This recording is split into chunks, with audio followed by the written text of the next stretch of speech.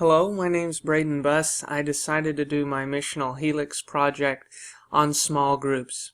I remember riding in the car with my grandpa one day, and he is a retired Southern Baptist pastor, and he pastored a church in our state that experienced tremendous growth. And I asked him one day, I said, "How do you grow a church?" And he responded very simply by saying, "Sunday school." Ever since then, I've been interested in the idea of small groups and their relationship to the health of a church and the growth of church and things like that. And so, along that same theme, I think that small groups are essential to both the function and the startup of church plants. To begin, I'd like to clarify with some definitions, so when I use these words throughout the presentation, we can all be on the same page. Small group is a word that will be used frequently, and I'm defining it as a group consisting of 15 people or less.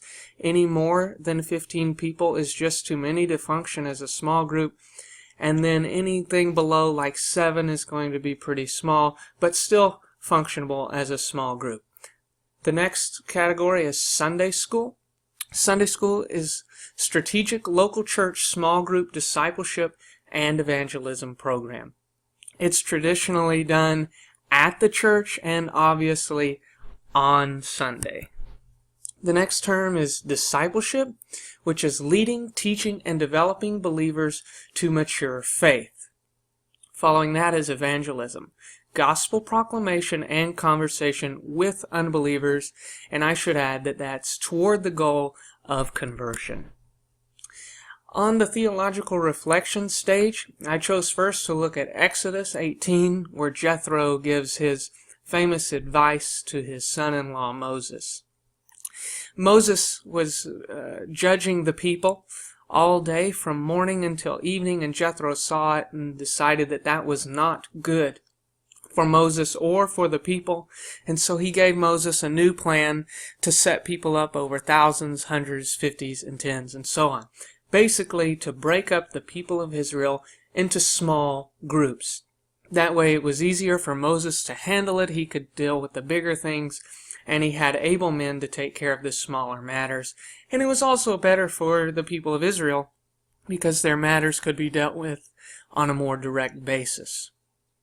Skipping way ahead in biblical history to the 4 Gospels. I know that's quite broad, but the pattern is so prevalent that it was impossible to pick just one section. Jesus quite often would assemble a large crowd, and they would gather. He would preach, and then he would break it down into a smaller group consisting primarily of his 12 disciples, wherein he would explain some of the things that he had said, give parables, more meaning, and things like that. So Jesus would start with a larger group and break it down into a smaller group. This pattern is carried on into churches today and is one of the main reasons why I advocate so strongly for the use of small groups. Next is, as any good Southeastern student would mention, Matthew 28, verse 18 through 20, the Great Commission to make disciples of all nations by teaching, baptizing, and going, and so on. And that can be done through a small group. Now, this can never be reduced to only a program, but we can't react against that so hard that we completely avoid a programmatic approach altogether. So making disciples can be done in this small group setting. Teaching can obviously be done in this small group setting. So small group strategy of some sort, whether it be Sunday school, house churches, or whatever you decide to do, is a direct fulfillment of the Great Commission. Another section of Scripture that I think builds on a theological foundation for small groups is in Acts 2:42 through 47. These summary statements appear elsewhere in the book, but I chose this one, where the disciples are devoting themselves to prayer and to fellowship and to the teaching of the apostles, and they're in people's homes. Now, that's not explicitly mentioning a small group, but a large group isn't going to fit into a family's living room. And so we can assume that these were smaller groups where they could have more intimate time of fellowship, where ministry needs could be taken care of, where they're eating at each other's tables. They're spending time together in smaller groups in both a relational and ministerial way. And then in Ephesians chapter 4, this is where Paul instructs them or describes that they have received all these people as gifts to equip the saints for the work of ministry. Well, Sunday school and small groups are a huge equipping mechanism. A small group wherein we can spend time individually or in these small groups just educating, equipping, and preparing people for all sorts of ministry that they're going to face during the rest of the week.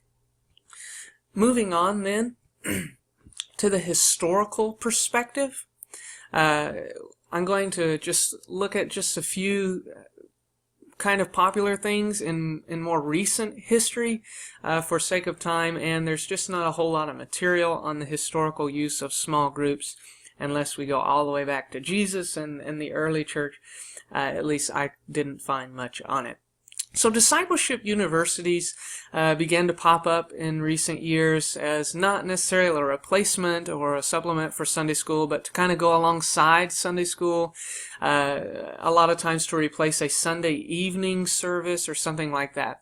But what would happen is they would break up into smaller groups in these churches, and they would have an intense teaching time where they would take topics such as theology and work through a systematic theology book or a book of the Bible or even a written curriculum as well.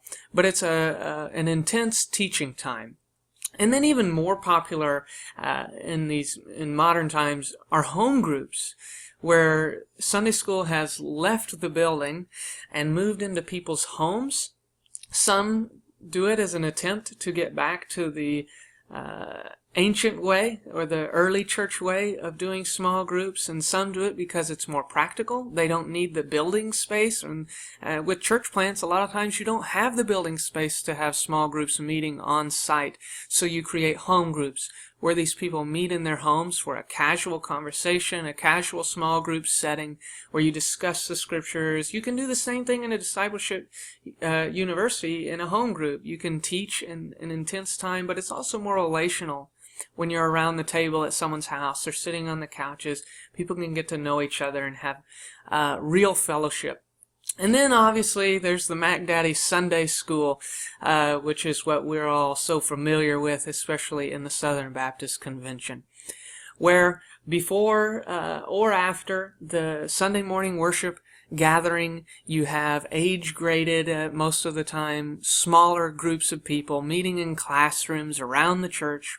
A lot of times we have separate buildings on our campuses just for Sunday school space, where we gather and we read the scriptures together and we study the scriptures together in a very organized and systematic method. The attendance metric. Tom Rainer has said for the last 100 years the attendance metric has been primarily membership. But the Southern Baptist Convention, contrary to other denominations, has popularly used Sunday school as their attendance metric, although we have been shifting toward the worship gathering as our attendance metric.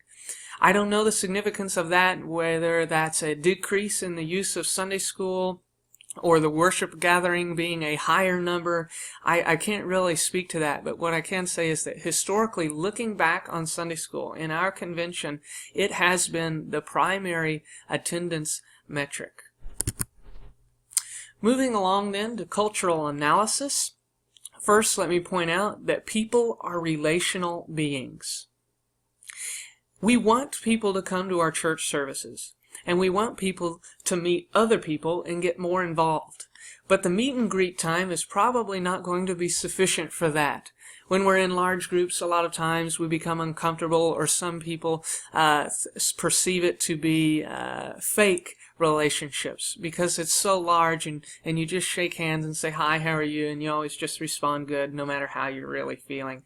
But people long for something deeper than that. So small groups allow for a more intimate setting where people can function on a more relational level that they desire. They can get to know people, they can get new friends, they can learn directly from the lives of others in a much more practical way than in a large group setting. And we cannot forget that this is what we desire as human beings. Another thing to note is the friendship limit. There was a study done where they decided that the maximum number of friendships that one person could maintain was 150 friends. And even in the group of 150, those on the outer edges of your friendship circle wouldn't really be very close friendships. In fact, the number of close friends was even much smaller than that. And so when we apply that principle to church in a large group setting, we can say that you're not really creating lasting friendships in this large setting because there are more people than you can mentally or physically actually maintain a relationship with.